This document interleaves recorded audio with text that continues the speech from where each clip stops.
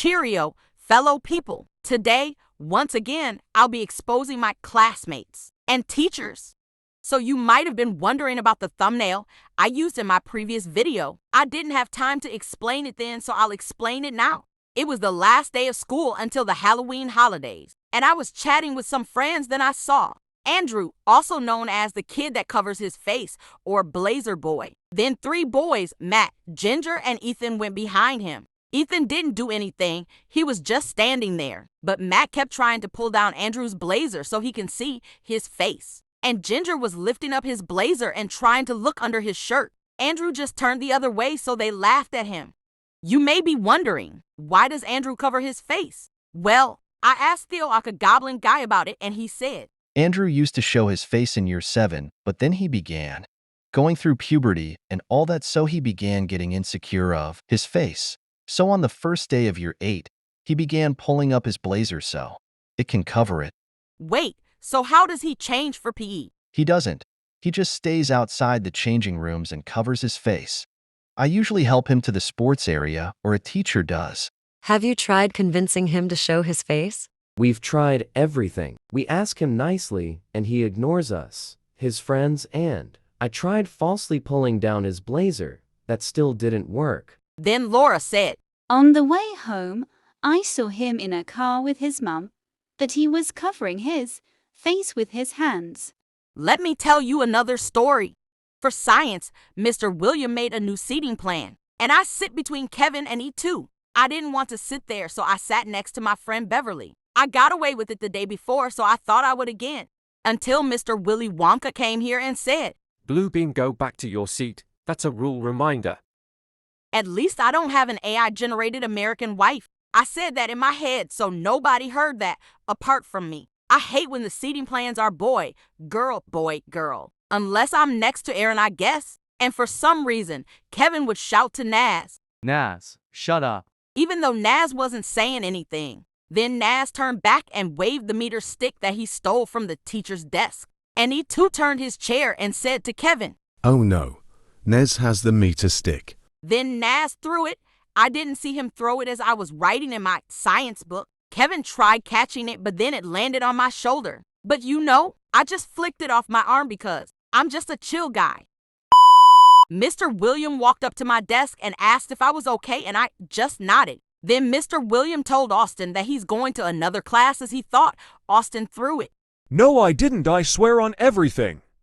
You can even ask Blue Bean. Then Mr. William asked me who threw it, and I replied Naz. I didn't even care about Naz. He was my old bully anyways.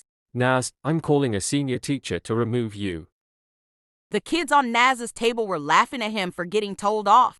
Then a teacher came and Naz left along with his belongings. Not very skibidi. Then Tyler moved left by 1 seat to sit on Naz's chair. And for some reason, Kevin gets one of his old science worksheets and scrunches it up. Then he swings his arm as if he's playing a game of baseball, and the paper ball hits Tyler's head. Boom, headshot. Oi. Tyler, when I catch you lacking, I'll headshot you like in PUBG. Shut up. That's Bosch. Tyler and Kevin were throwing that paper ball back and forth. It left like a battlefield because of the way they aggressively threw it. Luckily, Mr. Williams saw the paper ball and confiscated it when there was around 5 minutes left of the lesson. Also, there was a school fight between Henry and Alejandro, and the Chavs were talking about how Henry beat his butt and how they tried posting it on TikTok, but it got taken down. And they were just giggling with their big mouths. One thing that I'll expose about my teacher, Mr. Williams, is that his American wife is AI generated, from what students in his classes say. Anyways, let's expose some of your classmates. I only accept email requests closed at November 24th, 2024. Monica and I were really close. Who are you? I am the Dark Avenger of the Skibidi Toilets, but only you can see me, nobody else. I'm like a part of your imagination. Okay.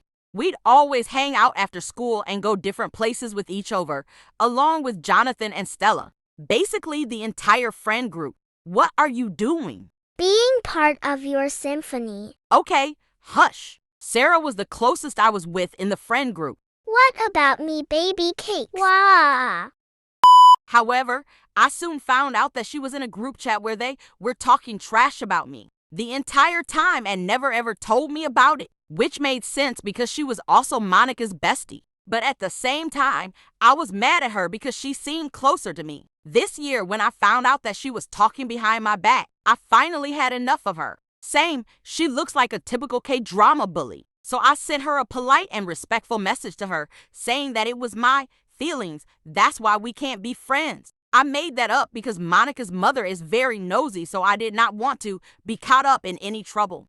I saw that she read it, but she didn't reply. So I left her alone until she began posting stories about my with the middle finger and saying that I should stop acting like the victim. But as I had control of the class account, I could collect evidence. Is Monica ever tried to accuse me of anything? Take the L Monica. My friends, who were also friends with Monica, started to ghost me, yet I didn't know why. I'll be by your side, my sweet cookie. During Japanese class, Jonathan kept making fun of me, so I decided to block him when I got home. A few days later, he messaged me on an old group chat asking why I blocked him. Then we had a whole conversation about it like an adult complaining with a child. And Monica shoved herself in the conversation. She needs to move her hippopotamus self out of the conversation. You literally hurt Stella's feelings by not talking to her. I wrote a paragraph saying how I need time to heal and that Sarah kept a secret, which was about me, for a long time. Don't I have my reason to be upset? Oh, so people can't have secrets anymore. Got it. Now, Monica, the manipulator with the personality of stuck-up Steve, you definitely know she did not mean that. But nobody could hear that, apart from me, as like I said, only Sierra can see me. Sierra said, "Don't twist my words. I'm saying that because she was my most trusted friend. I mean, she could have at least told me." After I pointed her out for gaslighting, she was silenced. That's on period, with a dot at the end. You killed it, girl. Then Jonathan said, You're so mean. And you ran out of stuff to say, bozo. Nana, nah. I was chatting with a close friend about it, and she said, I already know Monica's point of view and I don't see what she did wrong. So I don't know why you unfriended her for no reason at all. She told all my friends about it and they all believed her. Well, I don't. So that's not true. I'm currently trying to have a talk with my friends and resolve what happened. Because even if they're still friends with Monica, they are good people, so I still want them in my life. I've got to say, that story just sounds brutal. I hope everything bad happens to Monica and that you get your friends back. That's all I've got for today. I hope you enjoyed the video. Don't forget to like the vid, subscribe, and comment your favorite part of the video.